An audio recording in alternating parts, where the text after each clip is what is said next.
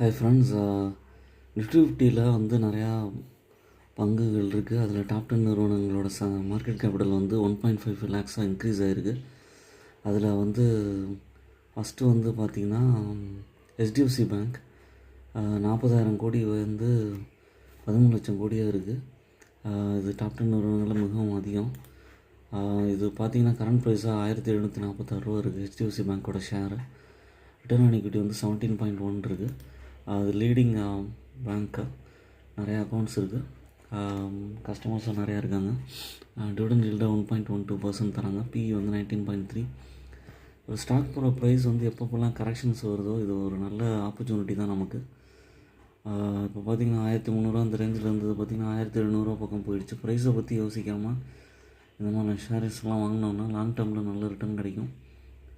என்னோடய சேனலை சப்ஸ்கிரைப் பண்ணுங்கள், லைக் பண்ணுங்கள், எல்லா வீடியோஸும்